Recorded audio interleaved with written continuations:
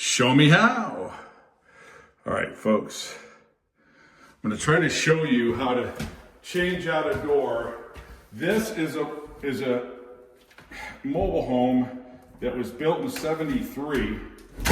Okay, and these big one by 1.5s act as a door stop. I took them off. It also acts as a frame. I should have showed you beforehand before I took them off. I want to make sure you can see me all right.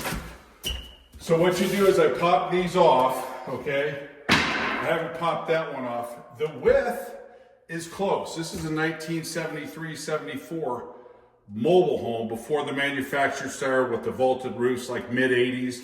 These are the one that nobody wants to finance. So what's ironic is the door is 1.75 inches thick, hollow core. Fascinating. When your walls are only 2 by 3, which means the wall is 2.5 thick, all right? So I'm gonna attempt to put a pre-hung in here and share with you. And I'm gonna use a 2.4, which is a 28. So I'm gonna cut a little bit of this out, and I'm not sure exactly what it is. I could cut the head off the pre-hung, cut the door down, 5/8 and 5/8 to get it to fit in here without cutting this. I don't really want to do that. I could, it's kind of 6 1/2 a dozen another as far as the labor. And then also I have to cut the thickness down of the door jamb. All right, so I'll share that with you. I'm gonna pop these hinges off real quick, and that should be relatively simple. Don't go anywhere. I'll get those real quick. Maybe I won't, because I have to find out where I put the screw gun. Oh, come on. Okay, well, I'll have to wait a minute on that. No, I won't. Here it is, okay? So what I'm gonna do is pop off the hinges, and it's always better, really, to just go do the bottom ones first. That way the door doesn't smack you in the head when it's loose, because it'll disengage from the jamb. Okay, so whenever you remove a door, remove the bottom first, even if it's the pins. When you hang a door, hang it from the top first. That way, again, it still doesn't put a lot of strain on the top hinge, okay? And again, the irony here is this door, look at it, it's 1.75 inches thick. Ironic. Most interior doors are 1.3 inches. You'd think this was a mansion. And that almost seems solid. It makes me wonder if this guy put this in. And yeah, I'm gonna be able to go about 2.75 inches thick on the jamb. Your minimum standard pre-hung hinge, door jamb, my apologies, 4.5. I have 2.75. 2.75 from 4.5 is gonna leave us 1.75. So we're gonna rip off about 1.75 inches off the jamb, which is right about where the door stop is. So if you want to make it look like all the other doors, you want to take the door stop off, tap it off from the jamb, and then rip down the door stop maybe 1/4 inch. So I don't know, I may do that. We'll see from here. So actually I have almost 28.5. So if I cut 1/2 inch off here and 1/2 inch off here, I'm in good shape. Okay, so we'll be right back with that. Okay, so carrying on, boy, I almost forgot you folks. Here I would have missed implementing all of this into the vid. So what I did was I measured here. So now from cut mark to cut mark, pardon the, I should probably put this on the tripod. I'm at 30, but I'm gonna net about 29 5/8 is what I want. 29 really in about 3/4. And you can see these are my cut marks over here. Let me show you the inside. I had already demoed this, my apologies, but what he did was he flushed up this casing. There's actually drywall that comes down to this because I'm not sure what the original interior of this bathroom was like, if it was panel. I almost believe it was, because it was early 70s and then it got rocked over it at some point in time. And then you can see the casing at the bottom. So I may have to work the casing around what this person did, put two vanities side by side, 3 O's, Mickey Mouse. So that's a false front. It doesn't even open. It's inoperable. But, so I'm not trying to go too crazy, which to some people I probably already have, but look at, I got some wonderful ceilings in here. It's really makes the whole bathroom look a lot bigger.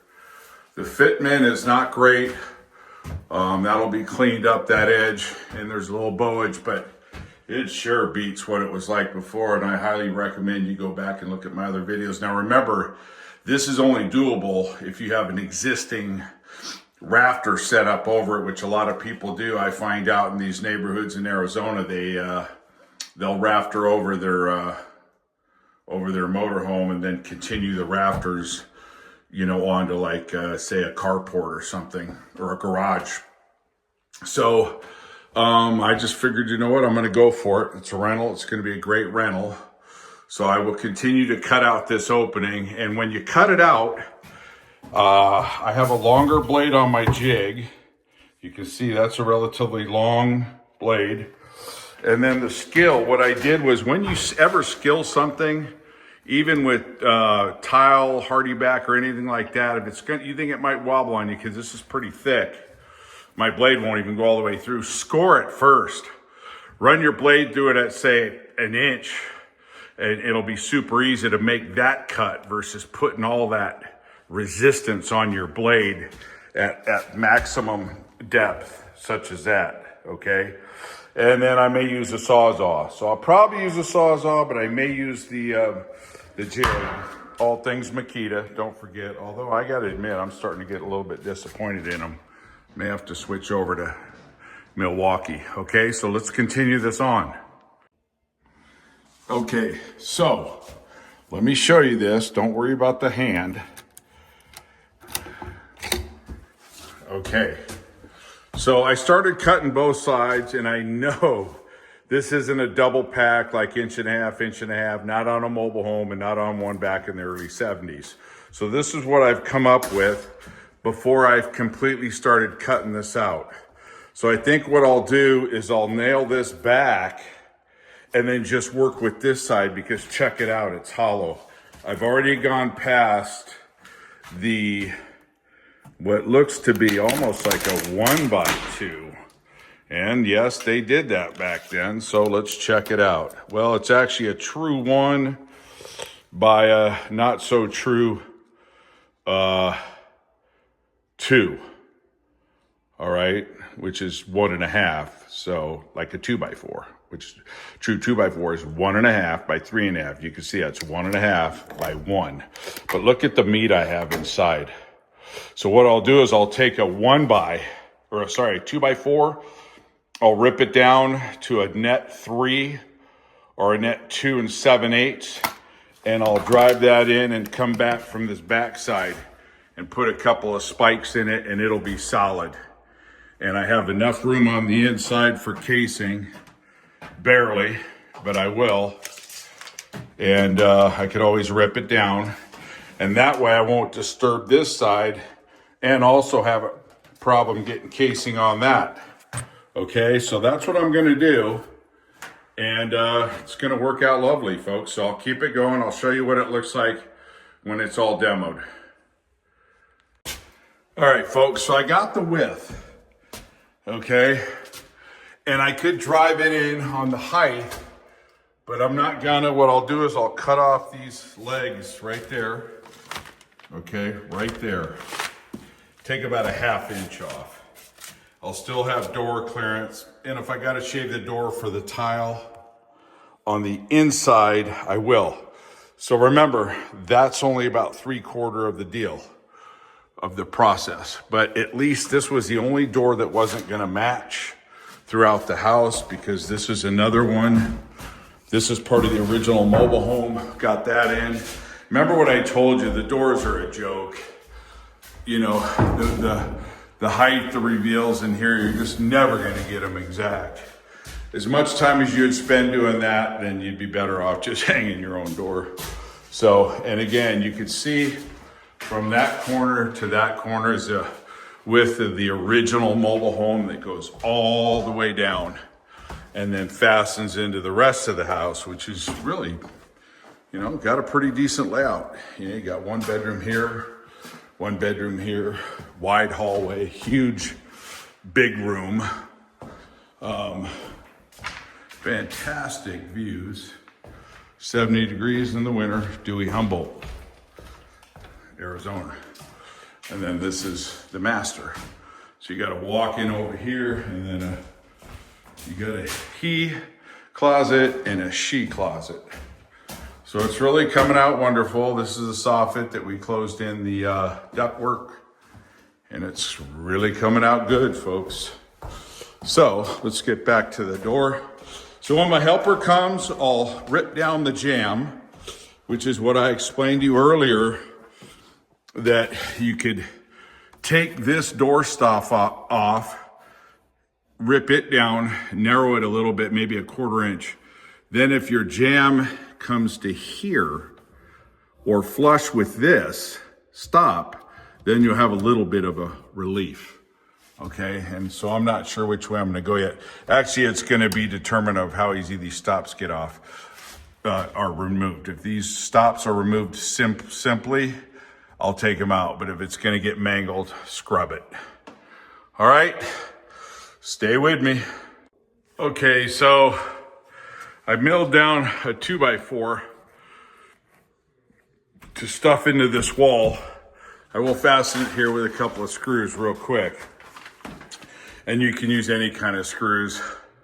Drywall finish screws with small heads or nails, you know, if you want to whack away, but I would highly suggest screws. This is a door. I actually cut it with a skill saw, probably shouldn't have, but now you can see the thickness is 2 3/4, a little heavy. Okay, and let's see how it fits. I think it's gonna fit pretty nice. Okay, folks, check it out. It's actually these kind of little obscured jobs that make me keep going, yes, I could have done it better. Like this reveals a little bit off. This is a side I cut right here, okay? But you can see I cut it with a skill, a little bit of caulking, you're not gonna know a darn thing. I left this here to show you what I do. So you see that? Now you see how it's moving a little bit? I better put another nail in there. This Makita nail gun, I'm always bragging about Makita. This Makita nail gun's a joke.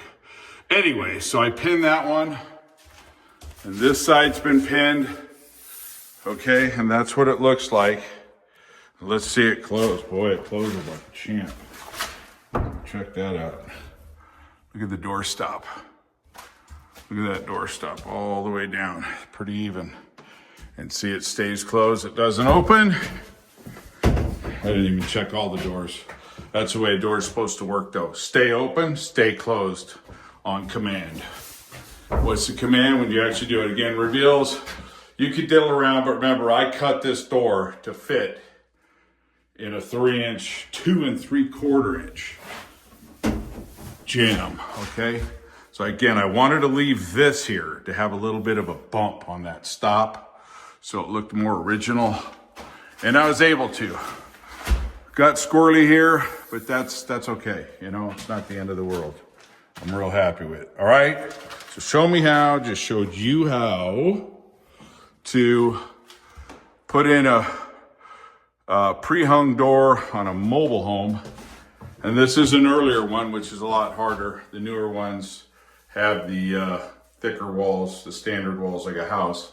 And then this, I got a little bit smaller casing so I wouldn't have to rip it down, okay? Wonderful. All right. Show me how, I just showed you how. Thank you for watching, subscribe, follow. Thank you.